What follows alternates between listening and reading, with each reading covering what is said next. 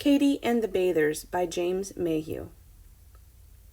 It was a sunny day, and Katy and Grandma were feeling hot and bothered. "Let's go swimming," said Grandma. "I'll get our swimsuits." When they got to the pool, it was already full. "Never mind, we'll come back later," said Grandma. "The art gallery is nearby. Let's go there for a while." In the gallery it felt even hotter. While Grandma had a little snooze, Katy found a room full of amazing pictures. They were painted in thousands of brightly colored dots. Katy saw a painting called Bathers at Asnières by George Seurat. She could almost feel the breeze blowing over the soft grass and hear the gurgling river. What a great place for a swim, thought Katy. So she climbed over the frame and inside the picture. It was warm and peaceful in the picture. The sun shone, oars splashed, and a boy in a red hat called to the boats racing on the river. Katy saw a little bathing hut and decided to change into her swimsuit. Then she jumped into the water with an enormous splash. "Bonjour," said the boy in the red hat. "I'm Jacques." "I'm Katy," said Katy. "Isn't this lovely?" "Oui," laughed Jacques. "Très bon." After lots more splashing, Katy sat down on the picture frame to rest. But it started to tip, and the river began pouring into the gallery. "This is better than the swimming pool," Katy laughed. But then they heard a sigh from another painting by Seurat called Sunday Afternoon on the Island of La Grande Jatte. Katy saw a little girl in a white dress. She looked rather sad, so Katy climbed inside the picture. Katy found herself in a park where everyone looked very elegant and grand. "Oh, you are lucky," sighed the little girl. "It's such a hot day, but no one is allowed to bathe in this painting." "Come and paddle in the gallery," said Katy. "It's lovely and cool." "Oh, Prudence, please say yes," pleaded the girl to her governess. "Well, be sure to keep your clothes dry, Josette," said Prudence. "What a splendid idea," said the elegant people. "Let's paddle, too." The ladies hitched up their skirts and the gentlemen rolled up their trousers, and they all had a wonderful time paddling in the gallery.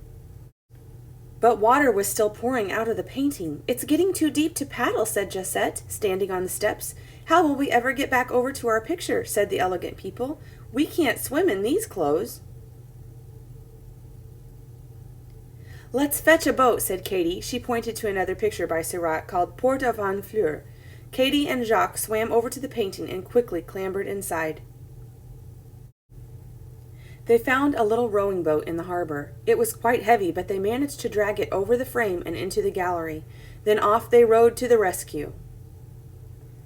"We'll go first," said Prudence, helping Josette into the boat. But when it was her turn, her foot slipped, and the boat moved away, and splash! Prudence fell into the water. "Just look at my dress," she wailed. "Will I ever get dry?" "Perhaps she'll help," said Katy, pointing to a picture called Woman Hanging Up the Washing by Camille Pissarro. Prudence scrambled inside the painting, followed by Katy and Josette, while Jacques rolled off to rescue the elegant people and take them back to their picture.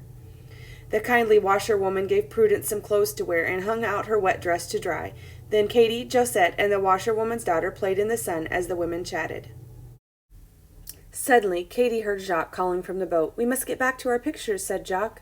"The guard is coming." "The guard?" gasped Katy. "He'll be horrified when he sees all this water." "Quickly, jump aboard," called Jacques.